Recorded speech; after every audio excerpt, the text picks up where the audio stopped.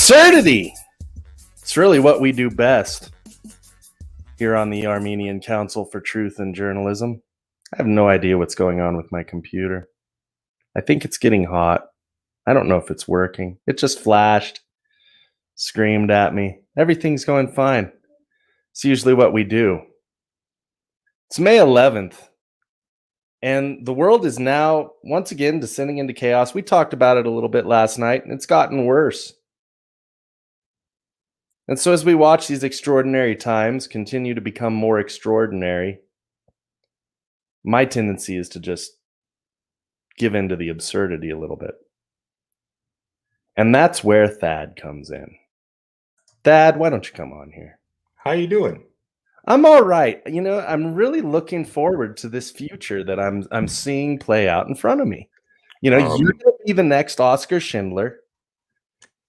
Look, I will look after you guys, right? If you have discernible skills that I can then pass on, to the regime as making you the necessary H-1B candidate that I can hold on to and not have you dragged off to these CRT re-education camps. Yeah, I will do what I can because you guys have been good to me in the time where you were the dominant culture, and right about the time you were completely subjugated by the, we'll call it the woke culture. Yeah, I will be your champion.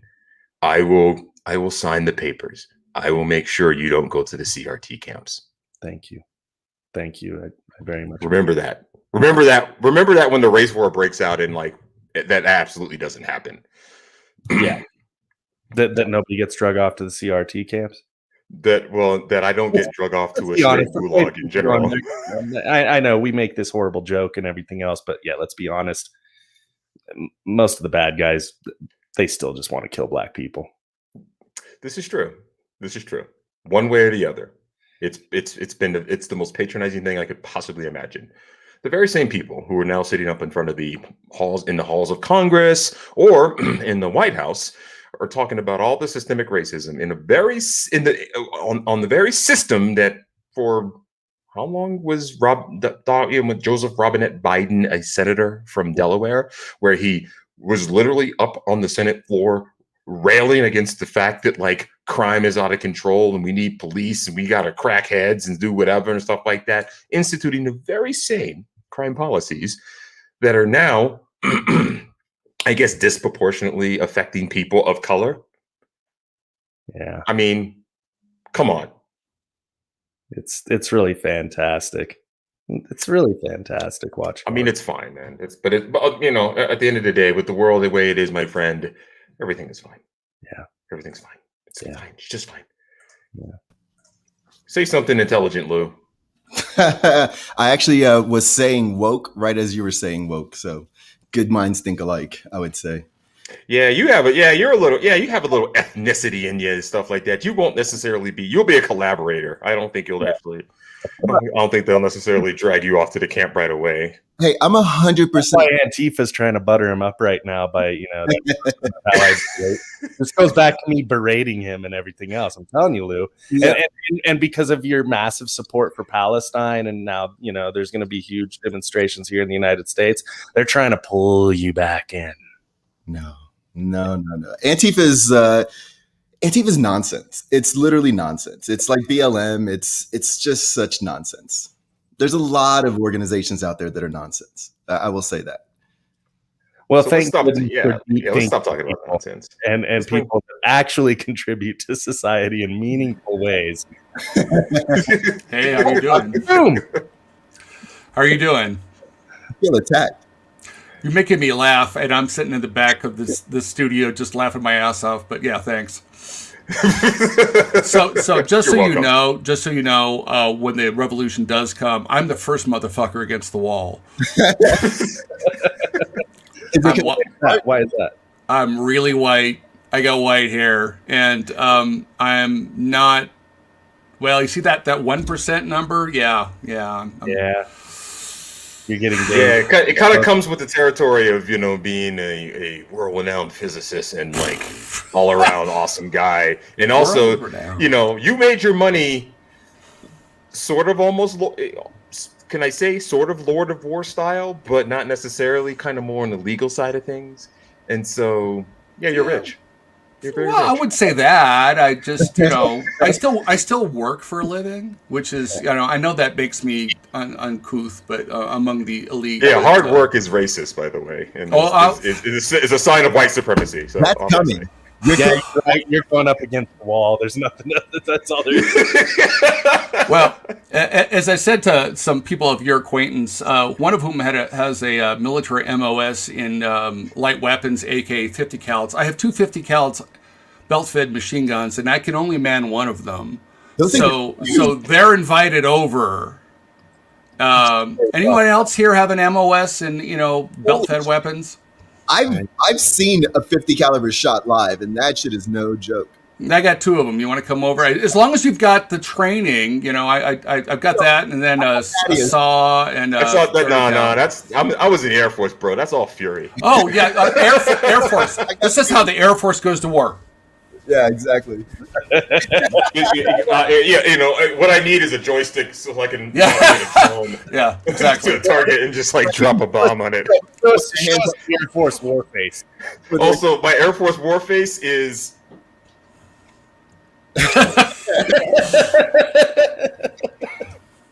That's literally it. Oh, I'm sorry. Yeah, exactly. Because I joined the Air Force specifically so I could do that. Yeah, it's not hot and sweaty. Yeah. Now, granted, I did do some intel stuff and stuff like that, but even then, I was surrounded by contract trigger pullers, right? It's like, fix this thing, and we'll the real men will with real guns will man it to make sure you don't get murdered. That's literally what I did when I was in. I appreciate it. Yeah. Sounds good. Dr. Luchini, what is a NASA war face like? NASA?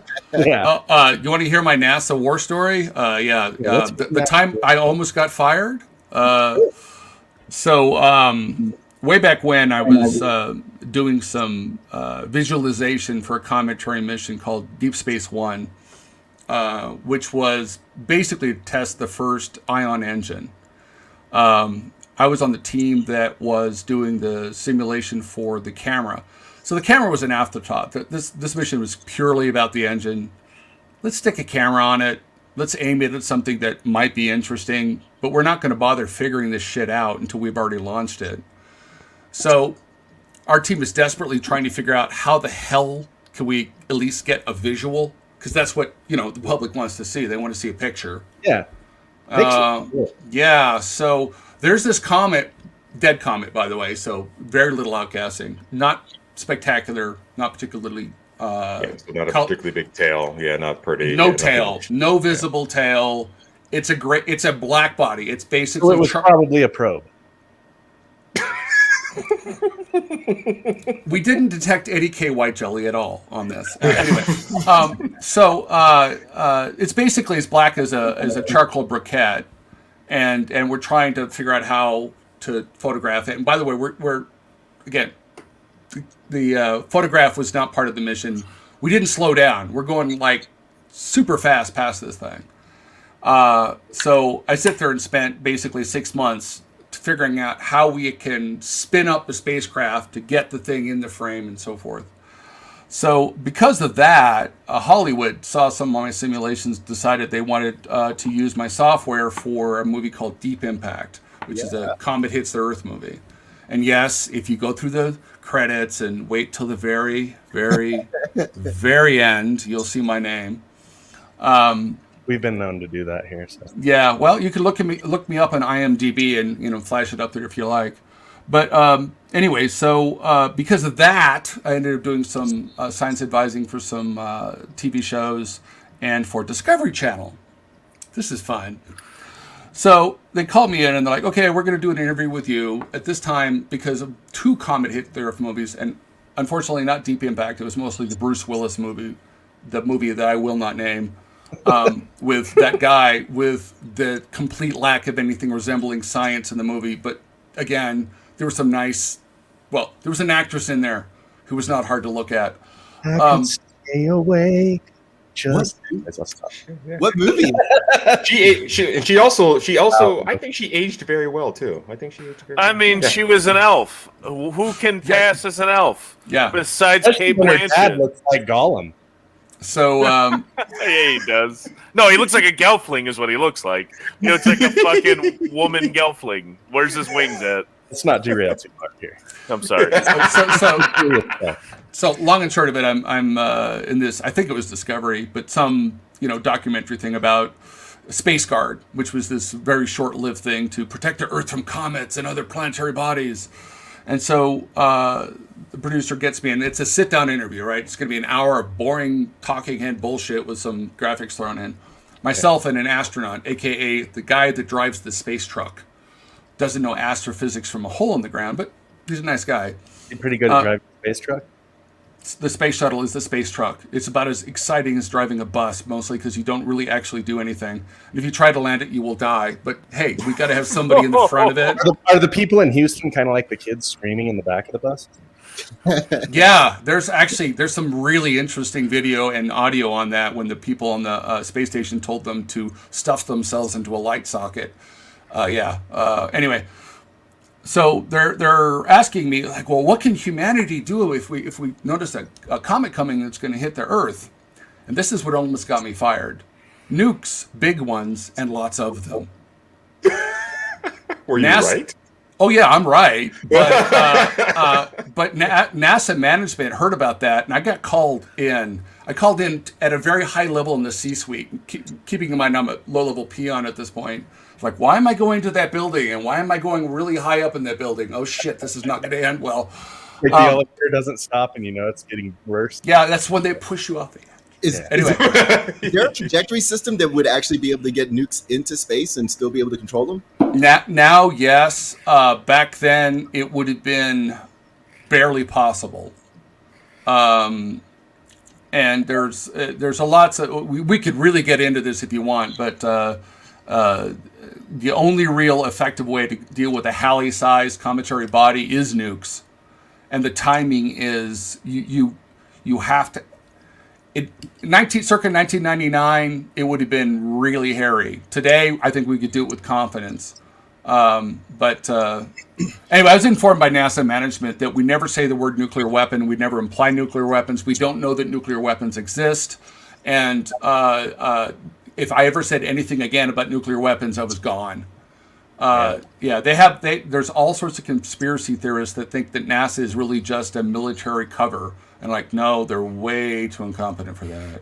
What are you doing with the gun in space, man? That is my favorite part of the movie that won't be named. What are you doing with a gun in space? Exactly. Does it involve the government? I think you answer your own question. Yeah. Yeah. Yeah. The movie that was a pretty exciting story because you know why? Because I agree, right? I mean, would we have to worry about EMP? I mean, what's the altitude that we'd have to? I mean, obviously, it would be away from Earth, right? Like, not in our gravitational pull. Well, and the thing is, if it explodes into vacuum, there is no EMP, right? Okay, all right. Boom. Right? There's no atmosphere to strip the ions from. Strip the ions, and okay, yeah. There you go. You're done. Damn, I'm smarter because of this, man. We got to have you on at least once a week to make us smarter. Our science advisor. All right, Dr. Boom. That used to be your job, Pat, but now you're just obsessed with money. Yeah, we've been working really hard to dumb Thaddeus down. You can see his juices flowing right now. Yeah, I'm getting all excited and stuff. Bouncing around. So speaking of nukes, I guess let's dovetail into this. We wanted to talk molten salt reactors with you. I think we kind of tried it last time, but we didn't get into it and stuff like that. All right, why do these tree-hugging bastards not want us to develop thorium and molten salt reactors to help with climate change? Yeah, well, what the hell? I have no future in politics anyway. There is, I think, a very large portion of the extreme environmentalists, and I really emphasize extreme, right? There's plenty of rational people that don't want to shit where they live and so forth. The only acceptable answer to a minority of the extreme environmentalists is that we should freeze to death in the dark. The correct answer is we need to be poor and die. Yeah. And that way, there's less population and hence less carbon emissions. And of course, they're the ones that are going to be exempt from this, right? Because they're the special people. But molten salt reactors, there have been experimental models of them. The problem with thorium, thorium is incredibly plentiful. It's 10 to 20 times as much thorium as there is uranium that's accessible on planet Earth. And we have 200,000 years worth of thorium at our current energy consumption rates, maybe 20,000 years worth of uranium. So, it's not infinite. We do need fusion at some point.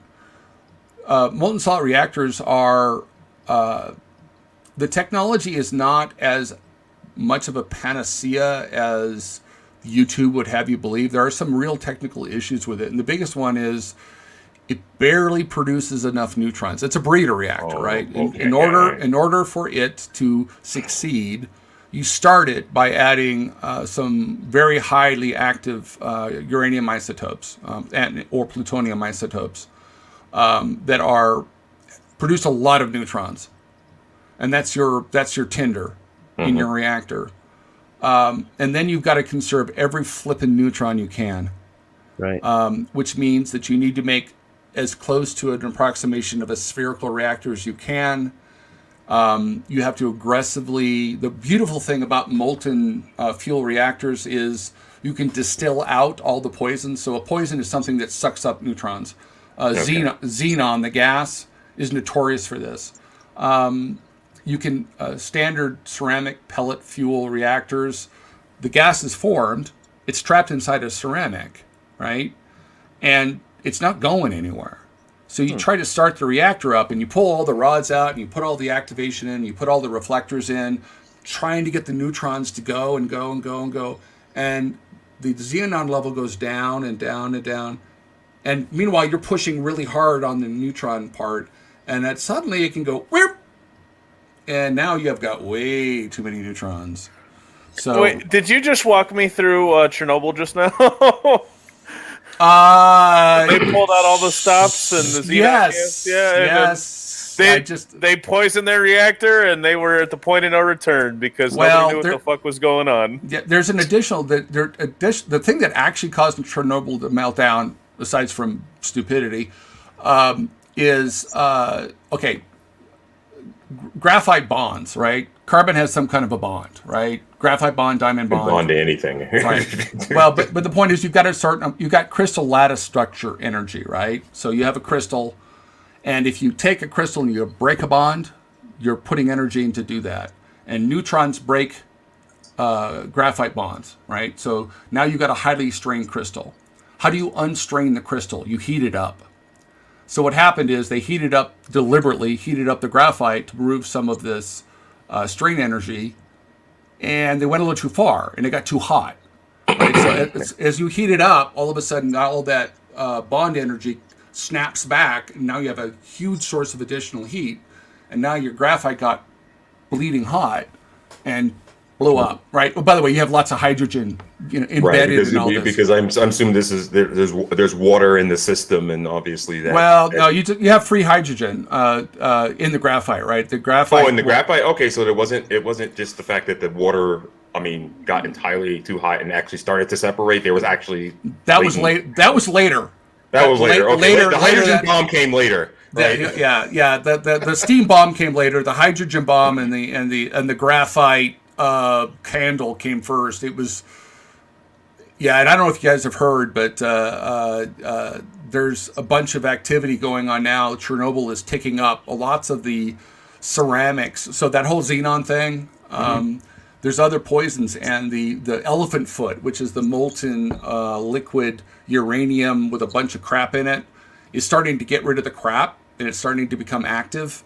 And so it's getting, ramping up towards something that may be very unpleasant here. Is containment possible? Wait, whoa. So that's what's going on right now with Chernobyl? Yep. It is still, oh man. Yeah. Ah. Yeah, but that's what scares the shit. That's what scares the fuck out of a regular person like me, knuckle dragger. I just dragged my knuckles on the ground. As soon as you said 50 cal, boom, I popped up. Yeah, that's what scares the shit out of everybody about the nuclear process. But if you aren't being handled by an idiot or a multitude of idiots in a government that's, not telling the truth about their systems and the little, we happily deleted this because this is actually an ineffective process that you're working on right now. Yeah. But otherwise, if you got people like you who are on the ball and know what the hell you're doing, it doesn't scare me as much. But Chernobyl's damage was done. And now right. I mean, there's Fukushima, there's Chernobyl, there's all these things that have scared the hell out of people. And generally speaking, these have been nuclear accidents that have been scary as hell, but they haven't killed nearly as many people. It's just they were probably handled poorly, I guess. So one of the things here is that the graphite pile reactors are a 1940s design. Fukushima was a super early 1950s design, and one of the things that Fukushima plant was scheduled to be taken offline 3 or 4 months after the tsunami hit, right? It was slated to be turned off. That thing was too freaking old. It was like trying to run a Model T. It was a 60-year-old technology, and it should have been taken offline earlier. We've got the technology now. We have the control systems now I can attest to that. Right. And the point is that unfortunately, because we refuse as a society to allow new nuclear reactors to be built that are in fact safe, we continue to run ones that are old and unsafe. Yeah. Why do we keep driving this stupid Corvair nuclear reactor when we've got a modern 5-airbag automatic braking reactor that's a done deal? It's not hard to do. We just build the damn things and get rid of the old ones. So what about the other designs that exist that from our favorite MacGuffin here, Bill Gates and TerraPower and all these other people who have come up with these other kind of modular designs, these SMRs? I'm a bit, okay. So I really like liquid salt reactors, and not just thorium ones, right? There's lots of ways to run liquid salt reactors or liquid fuel reactors. There's no fuel damage. They operate at 1 atmosphere, 15 psi, not 1,500 psi. Yeah. You don't need to build a containment vessel that is 6 inches of stainless steel, right? These are wonderful. The neutronics, the conserving of neutrons to make the thing breed is tough. Okay. Traveling zone reactors, which is what TerraPower is about. By the way, just so you guys know, this is not my area of expertise. I did not get a degree in this, okay? Yeah. But I just happen to be really interested in this topic. You're further along than us. Right? So traveling zone reactors, they're called candlestick reactors for a reason, because honestly, if you visualize them, it's a cylinder. You start the reaction at one end, and because of the way you get lots of neutrons, so you don't have to worry about that. And the burning end enriches the fuel just behind the burning end. So by the time you get to as this thing moves, as the reaction zone moves, you're moving into more enriched fuel, right? And it's a wonderful idea. And the best part is you build it in a ring, and you never have to shut the damn thing down for refueling, right?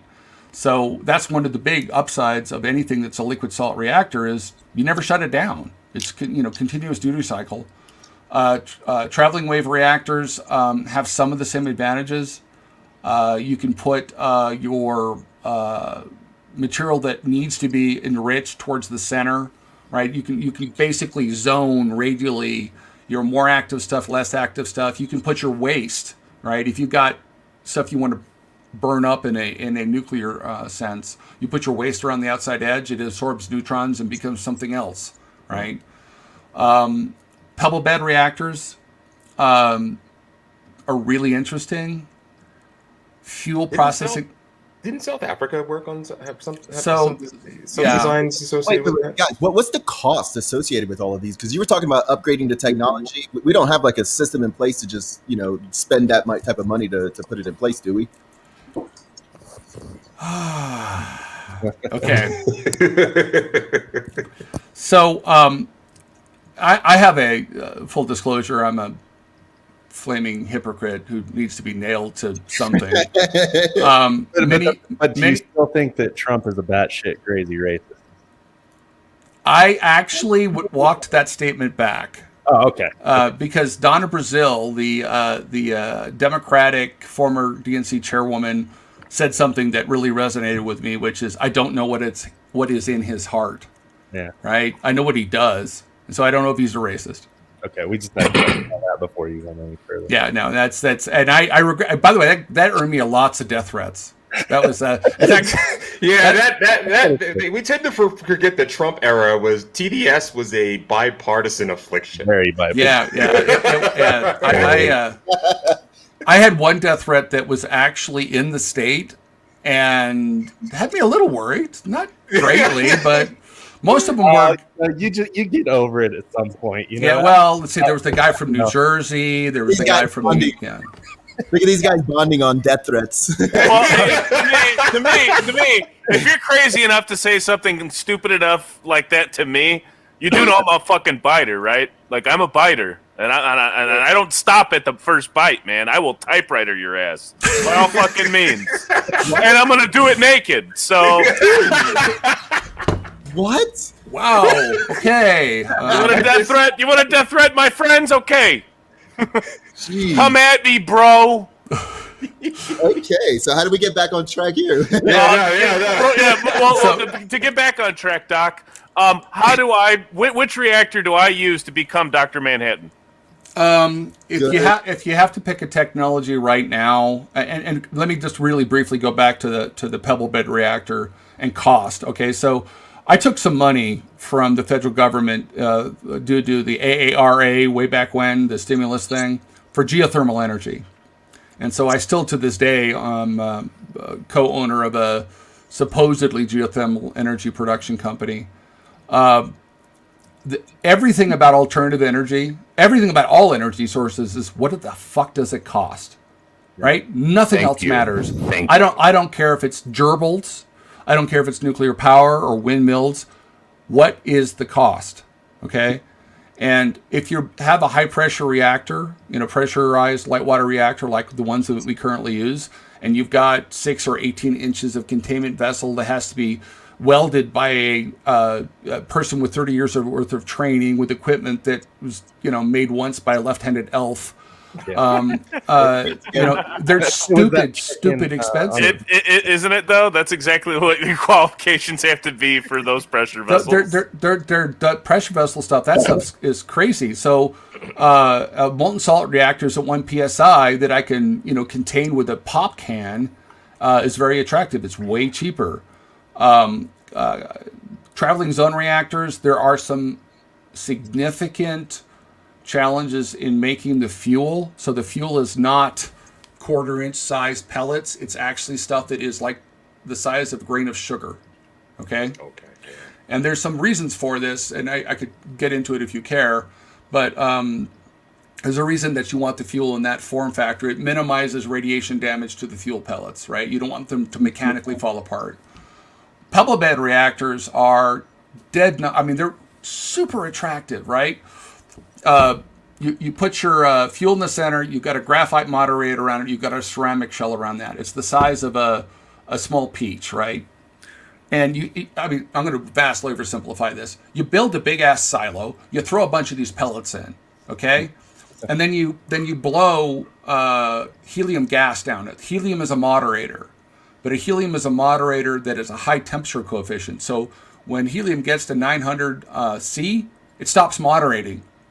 Your reactor goes out. Doesn't do anything.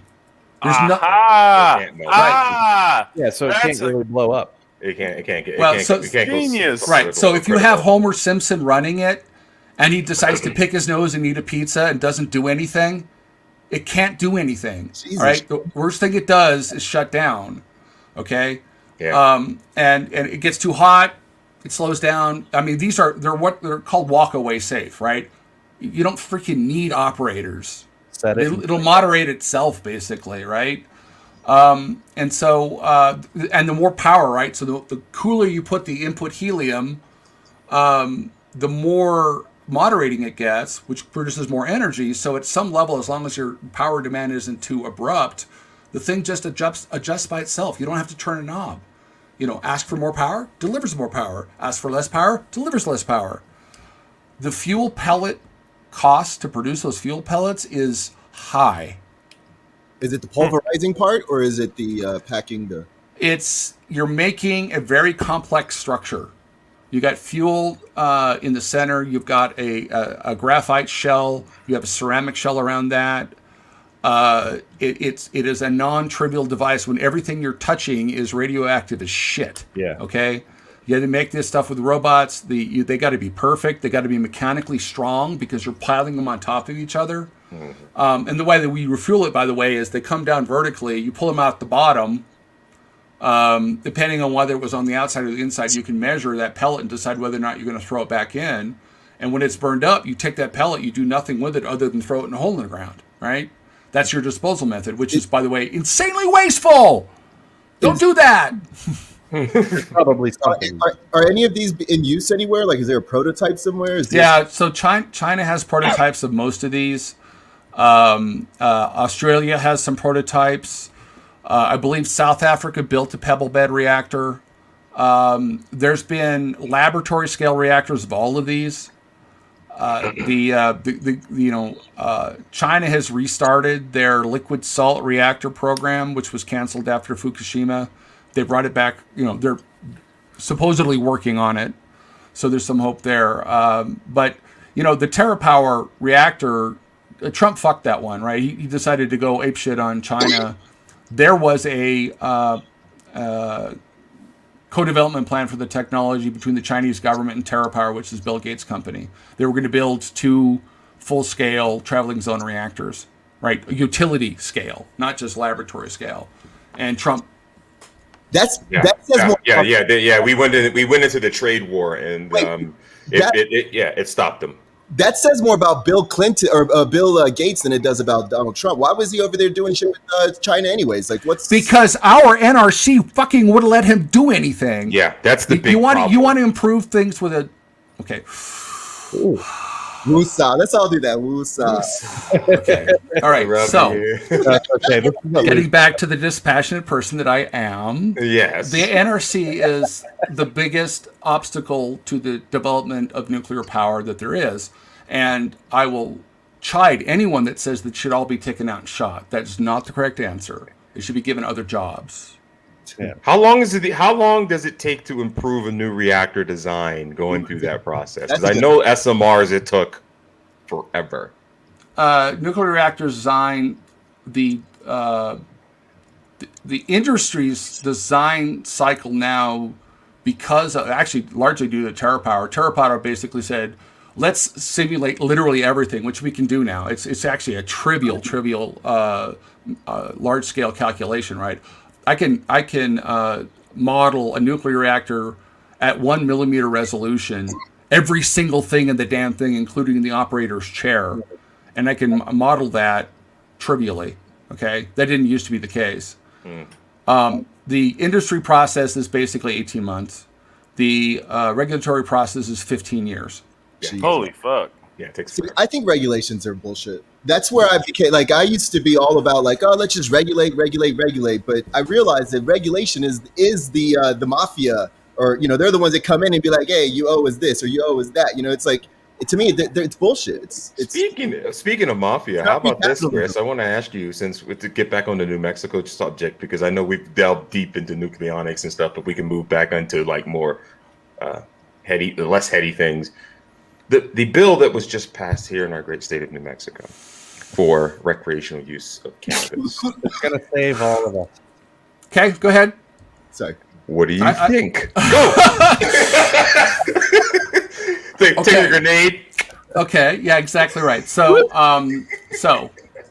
as I said in 2018, just a disclaimer, I feel I have to do this. I think cannabis is a bad idea. I don't think you should use it. I don't want any of my family using it. But shit, if you're going to get... Hold on. My business, bro. I know. No, hold on. Alcohol is worse. Okay? Yeah, this is true. Another business I want to get into. Hey, I homebrew. So, my point is that don't mistake me for somebody who is enthusiast for the product. Okay. Having said that, I will take any bill that stops the state from throwing people in cages. Okay. I'm willing to take half a loaf or a quarter loaf or an eighth of a loaf, as long as we get something that reduces the number of people that get thrown into cages.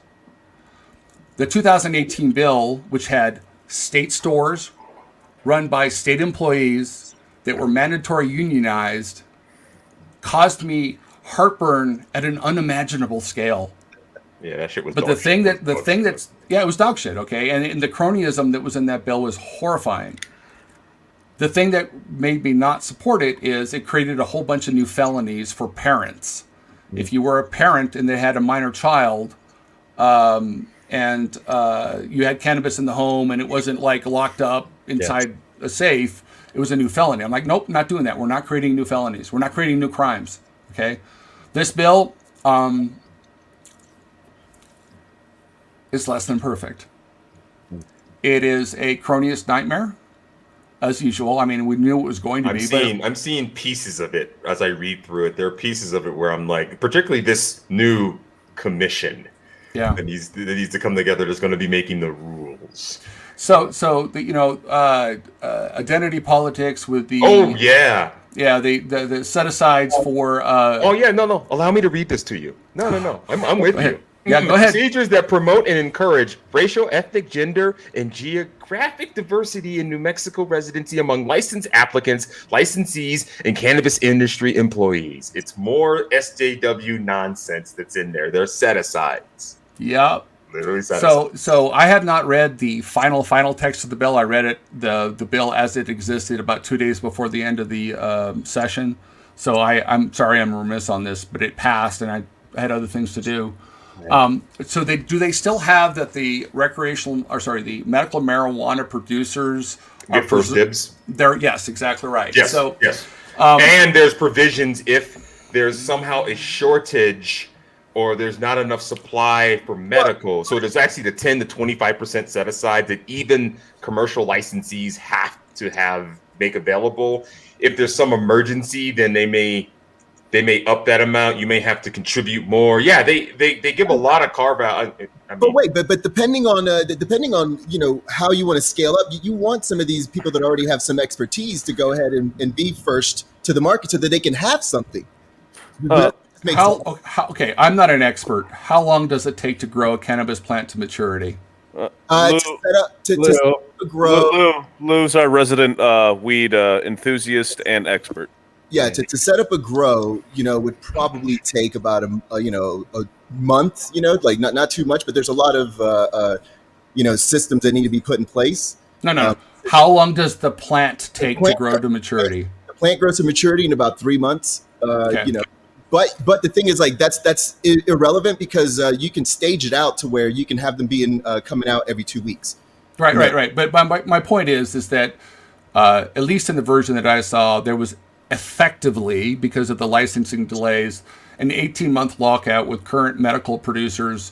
Effectively, once you did the math, I don't see that in it in particular. I just see that they can apply for first and foremost, and they have all their crap together. Yeah, so nobody. So they're going to be first in anyway. They were going to be first in anyway because they already have their crap together. They already have their water plan. They already have their energy plan. They have all that stuff in place. But what it is you have to set aside a certain amount if you're a commercial guy doing recreational for medical, and in the event that there's a shortage in medical, that percentage goes up. So there's a percentage of your grow which you will have to dedicate to them, and if medical is in deficit, that grows. Yeah, well, that's bad. Is medical more state controlled? Is that what it is over there? Medical is a little bit more state controlled. But you know, this is supposed to be less. This is regulatory from a regulatory perspective. Is no harder than getting a brewer's license for beer. It's not like you guys are trying to resurrect a fucking dodo bird. Jesus Christ! I mean, you're fucking growing marijuana. Let's just call it what it is. You're growing fucking marijuana. And here's quit doing this, state. Quit doing this. Quit doing this. We're never gonna stop doing that. And this is why I've always said, like, I prefer. Even when it was legalized in Colorado and you started seeing everything, you go down to the store, you get it. I suppose that's nice, but, I got to be honest. I preferred the black market. Fuck yeah! That's exactly what I was about to say, is that what is it going to do to the black market? Because our Colorado has a little secret situation going on with them where they can just dump their shit if they need to, where it really affects the black market. Not that I would know anything about that, but it does. No, we wouldn't. No, Lou is clean as a wind-driven snow. Yeah. If for the purposes of background checks, Lou is a clean guy. Anyway, listen. And we love him. Oh, that's not verified on Radio Yerevan, though. Just wait. Y'all hate this government, and they're the ones that are trying to tell me that I'm a bad guy. So hey, fuck them. I think I'm in good hands. Like I don't take their criticism or their labels too seriously. Yeah. So, I mean, the thing is, look, I think that this bill is it's a good thing that it passed. Okay. And are there things to complain about it? Absolutely. Yes. Are fewer people going to get thrown into cages? Yes. Personal grow, having pervasive retail licensing. I mean, some of the things that I would like to see that we are finally as a party going to have actual legislative proposals, because we finally raised enough money to hire a field director, and I have an executive committee that's actually doing shit, which is shocking. But yes, so one of the things we're going to propose is retail licensing, right? So this happened in California, where when they did adult use, they allowed the municipalities to do permitting and licensing for the actual retail sale, so that the municipalities went in and said, "Oh, you want to sell adult use recreational marijuana? We want you to donate $3.5 million to us for a park." And this went to the court, and the court ruled that, yes, if this had been a private enterprise asking for this would have been extortion and would be a criminal act. But since it's government, it's okay.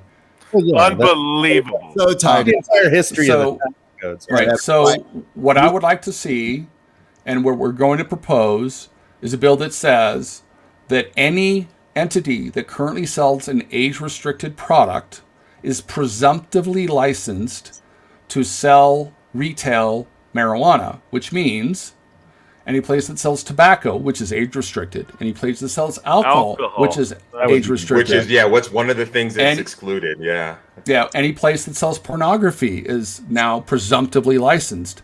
Every gun store is presumptively licensed. That makes sense. Well, that makes sense. That does not make sense to me. That's kind of silly. Well, it's a little issue with the federal law that would be a bit of an issue. But the point is, they're all used to checking ID. Right? Every single one of these places checks ID. Okay, so, but you were talking about how long does it take to start to grow weed? How long does it take to learn to read a fucking ID? Like, come on. That's my whole point. My whole point is municipalities, every single entity of government, every level, is going to see this as a cash grab. And 100%. That's what Chicago's doing. Right. And so if you say presumptive licensing, in other words, if you already do something, you already have protocols in place to prevent underage people from doing X, Y, and Z, and those protocols are in place, then you get to sell weed. Period. No additional licensing needed. Done. Oh, I got a dumb question. It's amazing how, I just want to say, Lou, you talk about ID. I'm just going to say it. It's amazing how all the minorities have so much problem with, getting an ID to go vote, but it's really easy to go buy weed. I said it. Truth. It's white people saying that black people can't get the IDs, though, right? Yeah. Stupid question, though. Okay, so where all drugs are legal, right? Stupid people. Yeah. Well, then I'm a stupid person. So where all drugs are legal, right? Isn't that Portland? What? Yeah, well, Oregon, actually. All of Oregon, yeah. Okay, all of Oregon. Drugs are legal. It's decriminalized, but go ahead. Well, then, what's stopping a 6-year-old from smacking up some black tar heroin? I mean, it's decriminalized. Fucking shoot up, Johnny. No, they still have restrictions on when you can do things. That's and also- totally. also What's you the can- point of the law then? Also, you can throw the parents in jail. Exactly. Yeah. Yeah. So I mean, the answer. Well, that's a little homicide. Yeah. So I get asked this all the time, right? So I personally, here's my stance. Okay, I have no desire to have higher office. I'll run, but I won't win. So Yeah, you wouldn't be. so you should be able to buy heroin and shrooms at the local Quickie Mart. Okay. I don't think so. That's nonsense. Well, no, I think you should, because if you can buy alcohol, which is a much worse drug at the Quickie Mart, And you should be- caffeine. caffeine's Sugar. pretty much. Well, okay, we could have those discussions later, but I drink a shit ton of it. every single drug that we talk about in terms of the potential harm, the easiest yardstick is to compare it to alcohol. Alcohol is horrifying what it does to society, and we don't even think two thoughts about it, right? We're perfectly okay with 700,000 people a year dying of cirrhosis of the liver due to alcoholism, and that's totally okay, okay? And we sell it at the Quickie Mart, and we don't blink. And yeah, kids get into it, and teenagers are presumed to have figured out a way to get alcohol when they shouldn't. And we're like, oh yeah, isn't that cute? They got drunk. Yeah, Right. well, if you've got harder drugs, and by the way, I'm an idealist, but I'm also a practical guy.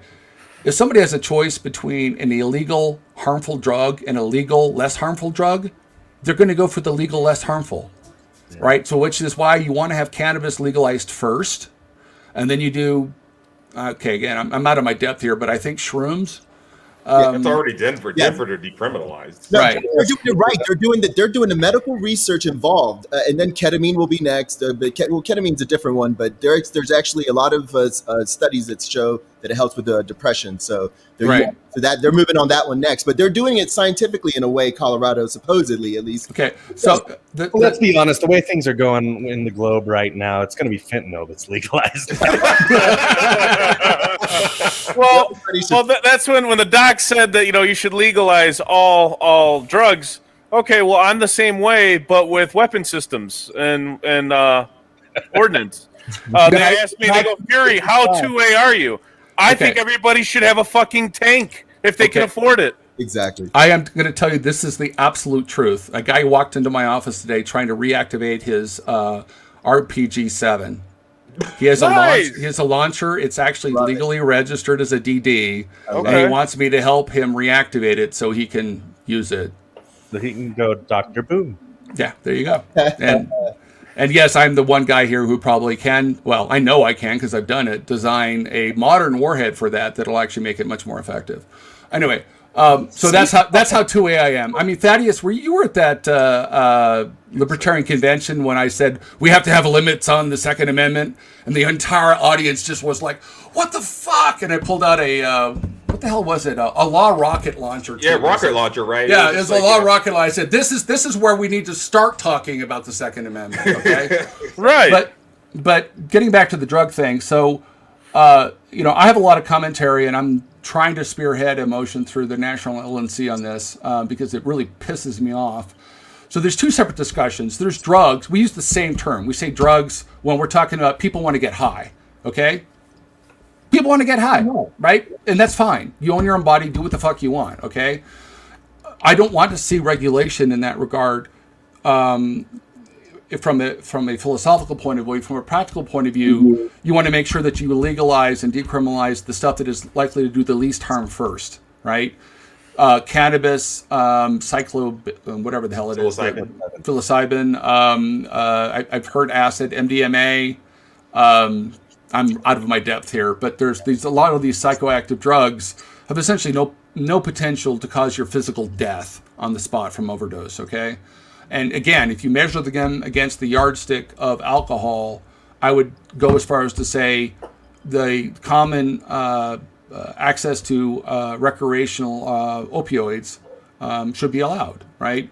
People who take recreational opioids are going to die in a quarter, bubbling, drowning in their own vomit, okay? They're not going to go out and commit a mass homicide. Where I get to be a bad libertarian is I think that things like meth and cocaine I would require a lot of convincing to allow those drugs to be commonly available without restriction. And this Heresy! I know. Dr. Out here, but those things will all become legal as we slide more into financial depression, hyperinflation. Well, so what they'll do is they'll legalize all the drugs, and they'll be like, "Yeah, you guys can't afford a loaf of bread, but cocaine." Yeah. Here's my biggest argument for legalizing drugs is you can standardize the doses. So even in something as bad as meth and cocaine, with the standardized dose, at least they know what they're getting, when they're getting, and they can tune into it. But the problem with the black market is sometimes it's really good, sometimes it's really bad, and sometimes you have a bunch of other stuff Sometimes it's laced with something and you drop dead. Exactly. Yeah, I'm sorry, but the science behind methamphetamine, to me, I've seen what it does to people. I've seen the fallout of methamphetamine. There's a reason why they call it the devil's drug. It is a diabolical fucking addiction. People are still going to make You're a fighter People are pilot. still going to use it. People are still going to make it, and people are still going to use it. So let's drop the idealistic bullshit. I'm talking about standardizing the dose. That's the reason why you want to go legalize. Yeah, fighter pilots and kids you give Ritalin. I mean, That was amphetamine. That wasn't methamphetamine. Okay, well, yeah, hold right. on, hold on. It's saying right there, they're Hold on. derived chemically, right? I mean, The Air Force was issuing dextroamphetamine, which is not the same as methamphetamine. Right. The time to absorption for dextroamphetamine is much longer. But if you remember, a lot of those friendly fire episodes and the other things like that had happened during Gulf War I. It turns out the Air Force pilots were trading their bottles of dextroamphetamine to ground pounders for other things. And so a lot of these things were mediated, or dextroamphetamine at massive quantities were involved. And the thing about this, the LD50 on all of the amphetamines, meth and dextro, is hugely high. It's insanely high. The stuff, the amount that you can take before you perceive an effect versus the amount that will kill you is depending on exactly what it's attached to, a dextrin or a methyl group or whatever. It can be 5,000 to 1. It's like insanely safer than aspirin. Now the problem is, Dr. Luchini, for being out of your wheelhouse on this subject. I know, right? You seem to be in your wheelhouse. no, You know your shit. I think it's just So- guy. he does other things, fellas. but again, here's the thing. I don't want to talk about legalizing those class of drugs. Okay, I want to talk about legalizing everything before that, because first of all, I think there is a substitution effect. If you can give somebody something to get high so they don't want to go and get the meth, I think that's a far better outcome. Philosophically, I believe that you should be able to put any poison you want in your body. But let me ask you guys, okay? So this is my trick question for libertarian and I own my own body types. I have a drug. I'm going to sell you this drug. It has a 1% chance. It'll make you high and you'll feel good. It has a 1% chance of putting you into a psychotic killing rage where you will try to kill every living thing you see. And this is a known effect. Are there any, wait. Are there any known liberal conventions? I can't believe that came out of his mouth. Anyways, Wow. Okay, so this is my question. Should that be legal? I mean, I think it's already illegal. I'm pretty sure. I'm pretty sure vaccine exists. I'm pretty sure opiates existed. I'm pretty sure all the bad drugs. No, That's this is a trick that's question. actually a pretty This good is a one. specific Because trick question. If it's the answer to the question, if it's me personally, then I mean, I'm not gonna fuck with that. No. 1%, 1%, So as a society, this is my point. What's the value of risk? What's the value of risk? Because I was always told that risk carries a high reward, high failure situation. Risk is a thing, right? So if people want to take risks, let them. Right, but this is the whole point behind this theoretical drug, which is it's externalized harm. Not that there's 1% chance that you die. Yeah, okay. But the So if 1%, it's externalized harm, then that's the whole point. It has a Yeah. 1% chance of causing externalized harm. Okay, and if their answer is yes, it should be illegal. What if it's 50%? What if it's 90%? And if your answer is no, what if it's 1 in a million? Right? We already know the chance of alcohol being involved in externalized harm is very high, and we tolerate that. And Or behavioral meds. We should be What's the looking at percentage on behavioral meds? Here's my thing. We should be looking at who the fuck is manufacturing this drug. Like, what? We have a society that allows somebody to manufacture this type of drug? that's my point. Should the society allow the manufacture of a drug that has a 1% chance of externalized massive harm that where you can try to kill everybody you see? That is all behavioral meds. When you start, and that's when you get into alcohol, and that's when you get alcohol into too. Yeah, right. that's when you get into long-term effects. That's the trick question, because alcohol is like a 50-50 ball. It's a 50-50 ball. You know, let's be honest about the legality of things, because when we talk about the percentage of externalized harm, what is the percentage of the chance of externalized harm from statism? 100%. Yeah. No, on a long enough timeline, 100%. Yeah. No, but this is the thing. When you sit there and you say I'm in favor of the legalization of all drugs in an absolute way, and philosophically I'm that way, but I was on a murder trial with a guy that was so stressed out by being asked to go on trial for his meth possession that he decided to stop and smoke some meth, and then drove the wrong way on the freeway and absolutely annihilated someone. Holy shit. Yeah, so I was on that murder trial, and that's a whole nother conversation. Yeah. With that, bury the lead. Well, okay, so we had a normal jury, except we had the prosecutor absolutely fucked this up. Okay, the prosecutor let on two people who should not have been on the jury. Number one was a woman who said no one under the influence of drugs is responsible for anything they do, therefore it's always an acquittal. Oh my God. Her brother was a heroin addict, and therefore nobody was responsible for what they did. The other guy they let on the jury was Archie Bunker. The guy is from Puerto Rico. He's guilty. What was the crime again? I mean, he was literally a flaming out and out. It was like he was a cartoon sitcom racist, okay? And they let him on the jury. And, of course, he voted guilty out of the box, and she voted not guilty out of the box. We ended up with a hung jury. But the point is that these drugs, and I've seen some of the issues with meth, and I've seen some of the, and yes, I know somebody who stole 2.5 kilos of crack cocaine from their dealer, used a kilo of it to pay for about a year of a hotel room in Colorado, and got clean, and went off and became their CPA now. Okay, but the point is, they took the other kilo and a half and used it. You know, that was the way they got. That was a fucking underdog story right there. That needs to be a movie. Fuck Armageddon. Make that movie. I'll watch that movie. That's almost Mike Lindell like. Right. Anyway, Once upon a time in Denver. This idea. All right.